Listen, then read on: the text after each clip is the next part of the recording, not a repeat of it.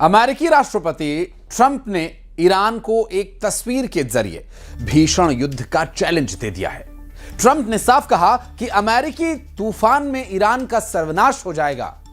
वहीं दूसरी ओर ईरानियों ने अमेरिका की बाजी पलटते हुए भीषण जंग की तैयारी शुरू कर दी है। जो तस्वीरें सामने आ रही हैं उसके मुताबिक अमेरिका और इजराइल से सीधी जंग के लिए 3 करोड़ 10 लाख से ज्यादा ईरानियों ने हथियारों की ट्रेनिंग लेना शुरू कर दिया है।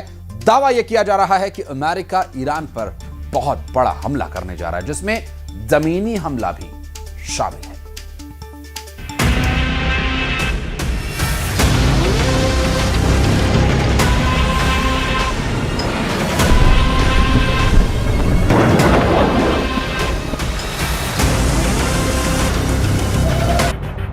तूफान से पहले तूफानी तैयारी, समंदर में ट्रंप, बंकर में आईआरजीसी कमांडर।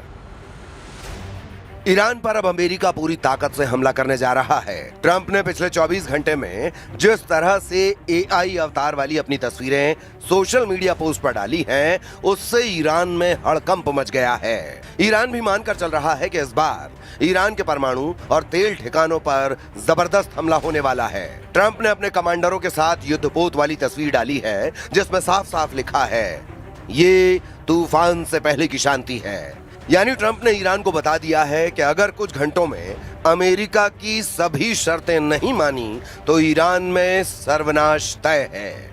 इधर ईरान ने दावा किया है कि ट्रंप ने ईरान के सभी 5 शांति प्रस्ताव खारिज कर दिए हैं, जिसके बाद ईरानी कमांडरों ने पूरी ताकत से अमेरिकी हमले से निपटने की तैयारी शुरू कर दी है।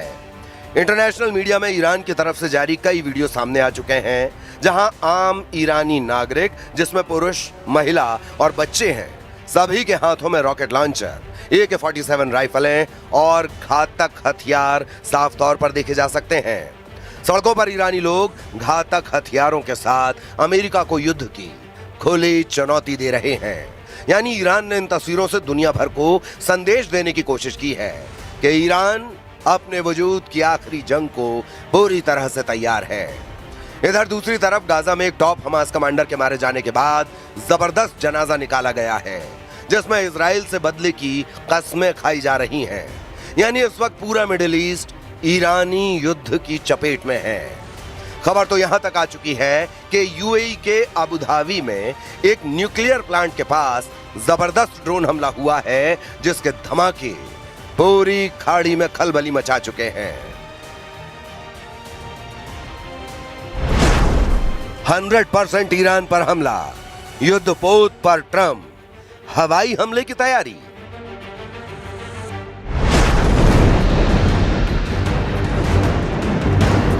अब यह लगभग साफ हो चुका है कि ईरान पर अगले कुछ घंटों में अमेरिका और इजराइल के हमले शुरू हो जाएंगे। दावा किया जा रहा है कि अमेरिकन सेंट्रल कमांड यानी सेंटकॉम ने ईरान के परमाणु केंद्रों, खार्ग द्वीप और होर्मुज में मिसाइल अड्डों को हमले के शुरुआती 23 मिनट में तबाह करने का प्लान तैयार कर लिया है।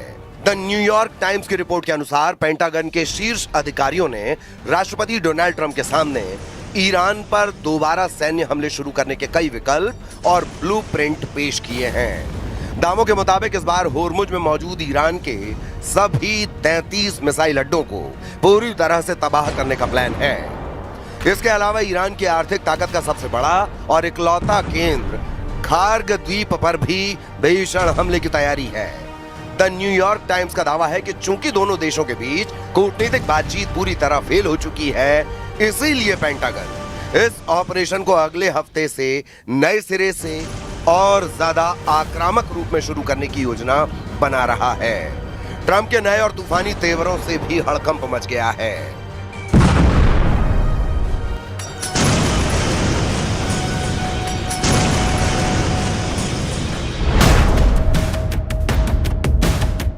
अमेरिकी राष्ट्रपति डोनाल्ड ट्रंप द्वारा युद्धपोत से जुड़े ताजा संदेश ने इस समय अमेरिका और ईरान के बीच चल रहे युद्ध को बेहद विस्फोटक मोड़ पर लाकर खड़ा कर दिया है।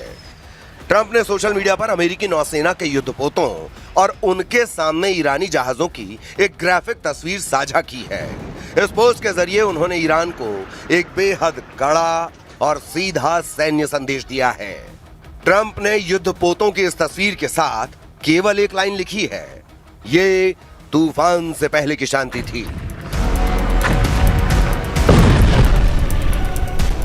इस कूटनीतिक मुहावरे का सीधा मतलब यह निकाला जा रहा है कि अमेरिका और ईरान के बीच इस समय जारी आंशिक ठहराव या बातचीत का दौर खत्म होने वाला है और अमेरिका ईरान पर अब तक का सबसे बड़ा सैन्य हमला करने की तैयारी में है।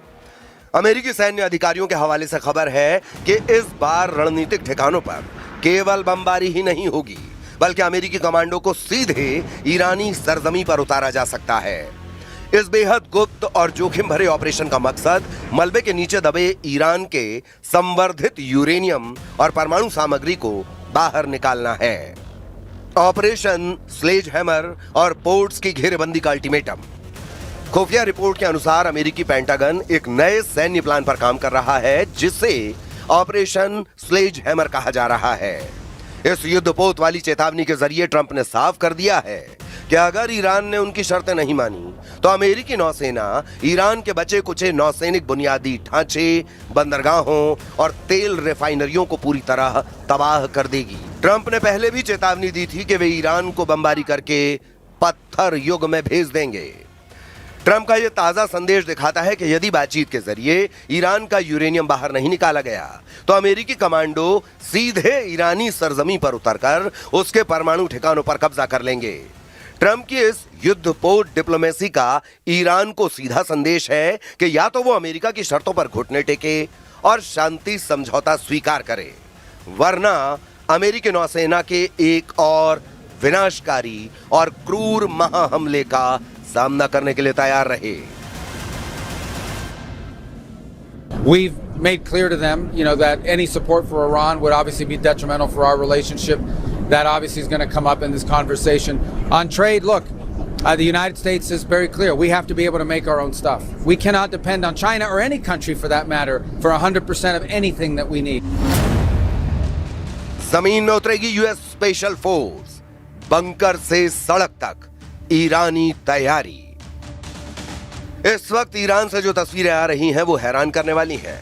नेशनल न्यूज चैनल पर ईरान की IRGC के ट्रेनिंग वाले उस्ताद और कमांडर देश की जनता को हथियारों की ट्रेनिंग देने में जुटे हैं। यहां तक कि अब सड़कों पर, मस्जिद, मदरसों में बहुत बड़े पैमाने पर ईरानी जनता हथियारों की ट्रेनिंग लेने में जुट गई है। अमेरिका का हमला हर हाल में ईरान पर होगा, इससे लेकर जबरदस्त तैयारी पूरे ईरान में चल रही है। दावों के मुताबिक इस वक्त ईरान के सभी 31 प्रांतों में अमेरिका और इजराइल के हमलों को लेकर युद्ध स्तर पर हथियारों की ट्रेनिंग, बारूदी जखीरों को सही मोर्चे पर पहुंचाया जा रहा है। हम आपको 2 तस्वीरें ईरान की दिखा रहे हैं जिसमें ईरानी जनता को हथियारों के साथ ट्रेनिंग करते हुए साफ देखा जा सकता है, जबकि दूसरी तस्वीर में ईरानी न्यूज चैनल पर ईरान सेना के कमांडर AK-47 राइफलों की ट्रेनिंग दे रहे हैं। यह अमेरिका और इजराइल के साथ जमीनी जंग की जबरदस्त तैयारियां चल रही हैं। देश की रक्षा के लिए ईरान की मस्जिदों में आम नागरिकों को सैन्य ट्रेनिंग, जान फिदा बराए ईरान अभियान शुरू किया गया है। ईरान के सरकारी टेलीविजन ने कई शहरों की मस्जिदों में पुरुष और महिलाओं को रक्षा प्रशिक्षण लेते हुए दिखाया है। सरकारी मीडिया ने इसे देश की रक्षा के लिए जनता की तैयारियों के रूप में प्रदर्शित किया है। 16 मई की इन तस्वीरों से जुड़ी रिपोर्ट में अहवाज, किरमान, बीजार, शिराज और जाहिदान की मस्जिदों में भारी भीड़ दिखाई गई, जिसमें ईरानी जनता और किशोर हथियारों की ट्रेनिंग लेते हुए देखे जा सकते हैं। वीडियो फुटेज में कुछ लोग हथियार संभालते और सामूहिक सैन्य अभ्यास करते नजर आ रहे हैं। تو نمیتوانی تنگه هرمز را از ایران بگیری. آمده ام که تو را نابود کنم. حالا برای یادآوری خوبه دیگه، دوباره آموزش می‌بینیم که اگه احتیاج شد دوباره استفاده کنیم. ईरानी न्यूज चैनल पर ट्रेनिंग देने वाले ईरानी सेना के कमांडर और न्यूज चैनल के एंकर के बीच जो बातचीत चल रही है वो हैरान करने वाली है। इसमें ईरानी कमांडर कह रहा है कि हमारे पास जो हथियार हैं वो एक व्यक्तिगत हथियार है। इसका मतलब कि इसे एक व्यक्ति अकेले उठा सकता है, चला सकता है और इस्तेमाल कर सकता है। यह हथियार 1947 में रूस यानी पूर्व सोवियत संघ में विकसित किया गया था। यह हमारे सशस्त्र बलों और लड़ाकू संगठनों में व्यापक रूप से इस्तेमाल किया जाता है। एक स्वचालित और अर्ध स्वचालित व्यक्तिगत हथियार का क्या मतलब है? इसके बाद एंकर पूछता है कि इसका मतलब यह है कि गोली और लगातार फायर दोनों मोड में चल सकता है। कमांडर जवाब देते हैं कि इस हथियार की कार्यप्रणाली गैस दबाव से उत्पन्न बल पर आधारित है। जब ट्रिगर दबाया जाता है और गोली चलाई जाती है तो गोली बैरल से गुजरती है। एक विशेष बिंदु पर पहुंचने पर गैस का कुछ हिस्सा एक ट्यूब के माध्यम से पीछे की ओर जाता है, जिससे दबाव बनता है और चार्जिंग हैंडल पीछे की ओर धकेला जाता है। हां, बिल्कुल सही।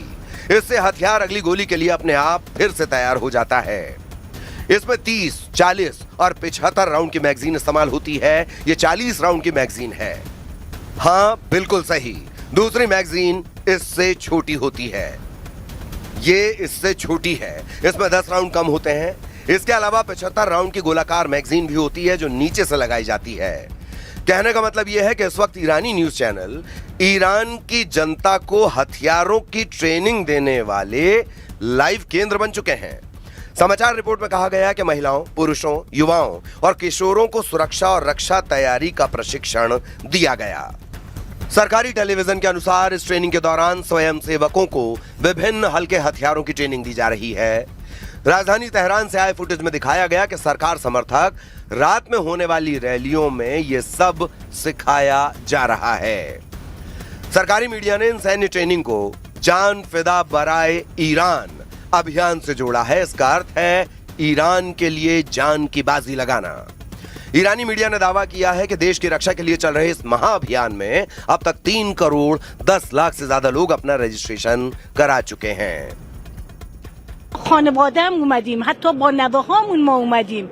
هممون باید این سلاح رو یاد بگیریم برای دفاع از کشور. ما همیشه آماده به رزم باشیم و این آموزش‌ها واقعا تأثیر خودش رو میذاره و روحیه میده. سلاح انفرادی خودکار و نیمه خودکار یعنی چی؟ یعنی هم به صورت تک‌تیر میتونه شلیک کنه، هم به صورت رگبار. با فشار غیر مستقیم گاز بارود این سلاح ما مسلح میشه. به چه صورت؟ موقعی که ما تیر رو شلیک میکنیم، موقعی که مرمی اون قسمت ابتدایی گلوله که میخواد از سلاح خارج بشه به این قسمت میادش، مقداری از گاز بارودی که پشتش هست از طریق این لوله رابط به عقب برمیگرده و باعث میشه فشار گاز بارود این دستگیره آتش رو به صورت خودکار به عقب برگردونه. این باعث میشه که سلاح برای بارهای بعدی هم خود به خود مسلح بشه. با خشاب‌های 30، 40 و 75 فشنگی. این خشاب 40 تایی هست. ये तस्वीरें वाकई में अमेरिका के लिए साफ संदेश हैं कि ईरान अब अपने वजूद की जंग कर रहा है और अगर ऐसे हालात में अमेरिका और इजराइल ने तूफानी हमले किए हैं तो ईरान मरते दम तक मुकाबला जरूर करेगा। खबर तो यह भी है कि रूस और चीन भी अमेरिका के तमाम अपीलों के बावजूद ईरान की हथियारों से जबरदस्त मदद करने पर उतारू हैं। 3 दिन के चीन दौरे का फायदा भी राष्ट्रपति ट्रंप को नहीं मिला है। खबर आ रही है कि ईरान को चीन भारी मात्रा में घातक हथियार अलग अलग रूट से सप्लाई करने जा रहा है। ईरान युद्ध में कुछ ऐसा चल रहा है जिसने हर किसी को हैरान कर दिया है। अमेरिकी राष्ट्रपति डोनाल्ड ट्रंप ने कहा है कि ईरान के खिलाफ जारी जंग अमेरिका हर हाल में जीतेगा। चीनी दौरे के दौरान ट्रंप ने कहा था ईरान या तो समझौता करेगा या फिर तबाह हो जाएगा। अब ऐसे हालात में अगर ईरान पर अमेरिका हमला करता है तो इस बार ईरान अमेरिका और इजराइल पर इतने घातक और भीषण हमले कर सकता है जिसकी शायद अमेरिका और इजराइल ने कल्पना नहीं की होगी, क्योंकि सीज फायर का जबरदस्त फायदा ईरान ने उठा लिया है। अब देखना होगा कि ईरान पर हमला कब होता है और ईरान कैसे जवाब देता है।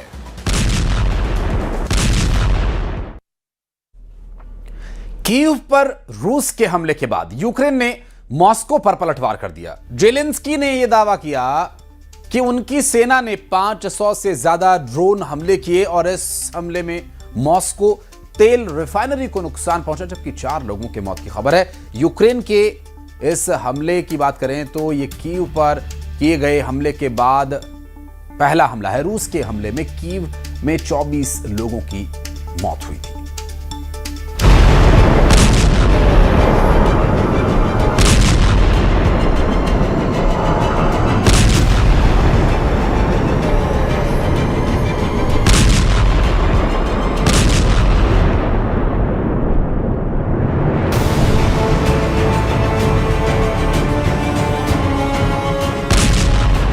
यूक्रेन ने मॉस्को को जलाना शुरू कर दिया है।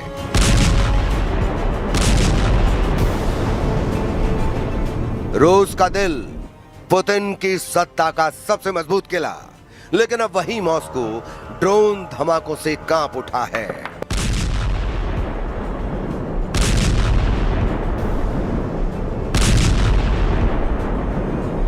आसमान में आग, सड़कों पर सायरन, एयर डिफेंस की अंधाधुंध फायरिंग और रूस के भीतर अब तक का सबसे बड़ा यूक्रेनी ड्रोन हमला।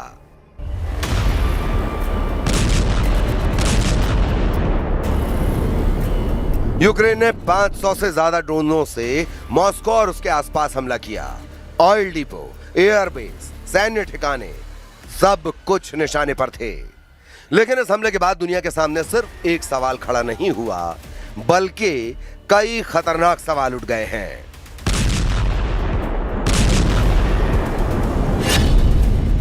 क्या पुतिन ने अब सीधे ज़ेलेंस्की को खत्म करने की तैयारी कर ली है? क्या कीव के पावर सेंटर अब क्रेमलिन के नए टारगेट पर हैं? क्या पुतिन ने जिस परमाणु हथियार का परीक्षण किया वो सीधे कीव पर गिरा देंगे? जंग के 4 साल बाद भी पुतिन की सेना यूक्रेन को हरा नहीं सकी है। हालात ये हैं कि 3 महीने में रूस की सेना जितनी बढ़त हासिल करती है, सिर्फ 1 महीने में ही ज़ेलेंस्की की सेना हिसाब बराबर कर देती है।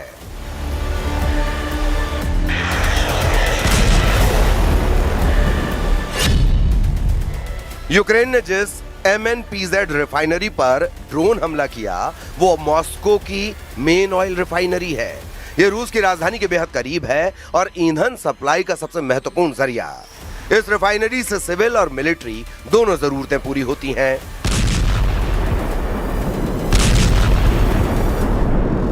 इस रिफाइनरी पर अटैक से रूस की ऑयल प्रोडक्शन और लॉजिस्टिक्स पर असर पड़ सकता है, जो फिलहाल युद्ध के लिए बेहद जरूरी है। Також є хороша робота нашої розвідки. По-перше, чітко розуміємо, що обговорюється між Росією та керівництвом Білорусі. Пішла зараз більша активність росіян, я маю на увазі в розмові з Олександром Лукашенком, хочуть значно більше втягнути Білорусь у війну, та саме з території Білорусі जंग के 5वें साल रूस यूक्रेन युद्ध का वॉरफेयर पूरी तरह से बदल गया है। अब यूक्रेन मिसाइलों का जवाब ड्रोन से दे रहा है। रिपोर्ट में दावा किया गया कि मार्च महीने में रूस ने यूक्रेन पर 6000 से ज्यादा ड्रोन दागे। इसके जवाब में यूक्रेन ने मॉस्को पर 7000 से ज्यादा ड्रोन हमला किया। मतलब ड्रोन हमलों में यूक्रेन ने रूस को पीछे छोड़ दिया।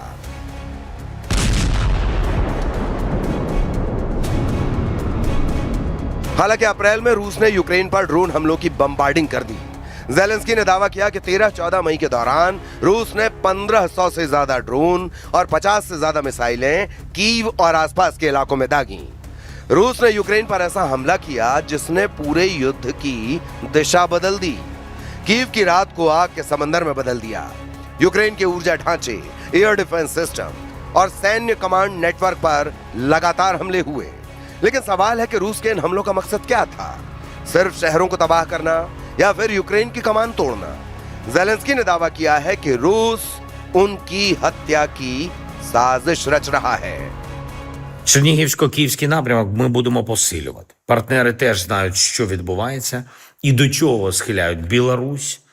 Є у нас і російські документи, в яких пропонуються цілі для ударів по Києву. Удари по Києву і по інших наших містах, по політичних та військових об'єктах, де може यूक्रेनी खुफिया एजेंसियों का दावा है कि रूस अब फैसला लेने वाले ठिकानों को निशाना बना रहा है। यानी रूस अब उन ठिकानों पर हमले कर रहा है जहां से युद्ध को कंट्रोल किया जाता है। राष्ट्रपति कार्यालय, कमांड बंकर, सुरक्षा नेटवर्क और सत्ता का पूरा ढांचा। तो पुतिन ज़ेलेंस्की को दुनिया से काट देना चाहते हैं। युद्ध की शुरुआत से ही ज़ेलेंस्की कई बार अपनी हत्या की साजिश का दावा कर चुके हैं। कभी वैगनर नेटवर्क, कभी रूसी एजेंटों, तो कभी अंदरूनी साजिश के दावे। लेकिन अब तस्वीर और खतरनाक हो चुकी है, क्योंकि अब युद्ध सिर्फ जमीन पर नहीं, आसमान में लड़ा जा रहा है। अब इंसान नहीं, मशीनें मौत चुन रही हैं। और सबसे बड़ा डर यही कि क्या किसी दिन एक ड्रोन सीधे कीव के राष्ट्रपति परिसर तक पहुंच जाएगा। де може бути керівництво армії, уряд і тут по Банковій. Давно вони виношують цей план. Зараз після Ірану знову активізувались, шукають, де ми знаходимось, де ми буваємо, і так само по інших людей з українського керівництва, з розвідки, наших спеціальних служб. Дехто там в Москві так і не зрозумів, що українці ніколи не здадуть свою незалежність і в будь-якому випадку на Банковій.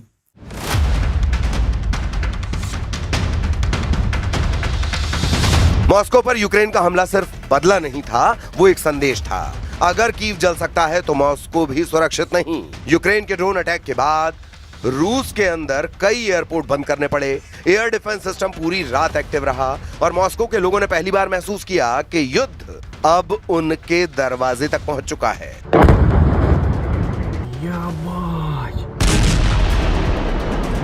लेकिन क्या कभी किसी ने सोचा था कि एक छोटा सा देश रूस की राजधानी को इस हद तक हिला देगा? क्या कभी किसी ने कल्पना की थी कि यूक्रेन 4 साल तक मॉस्को के हर हमले का दोगुनी ताकत से जवाब देगा?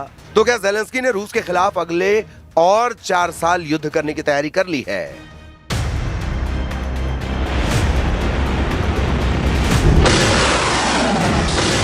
लेकिन इस जंग में पुतिन भी पीछे हटने के मूड में नहीं दिख रहे। खुफिया रिपोर्ट के मुताबिक रूस के पुराने मिसाइल स्टॉक तेजी से खत्म हो रहे हैं और अब नई बनी KH-101 क्रूज मिसाइलें सीधे फैक्ट्री से युद्ध में भेजी जा रही हैं, यानी हथियार भी बन रहे हैं और तुरंत दागे भी जा रहे हैं। तो क्या रूस अब युद्ध के दबाव में जंग लड़ रहा है? क्या लंबा युद्ध पुतिन पर भारी पड़ रहा है? क्योंकि दूसरी तरफ अमेरिका ने रूसी तेल से जुड़ी राहत हटाकर आर्थिक दबाव और बढ़ा दिया है। रूस का बजट घाटा बढ़ रहा है, प्रतिबंध बढ़ रहे हैं। बावजूद इसके पुतिन लगातार अपने सुपर वेपन दिखा रहे हैं।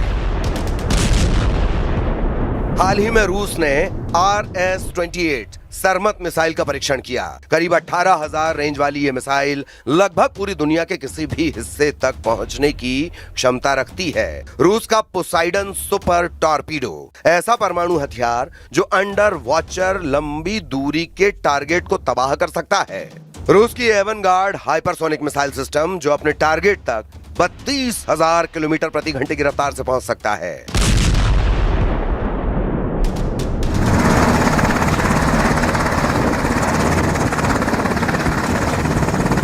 और इसी बीच नेटो सीमा पर भी युद्ध भड़कने का खतरा बढ़ता जा रहा है। रोमानिया में मिला जिंदा गोला, पोलैंड में एयर अलर्ट, ब्लैक सी में बढ़ती मिलिट्री एक्टिविटी। अगर एक मिसाइल नेटो सीमा के अंदर फट गई तो क्या नेटो सीधे युद्ध में उतर जाएगा?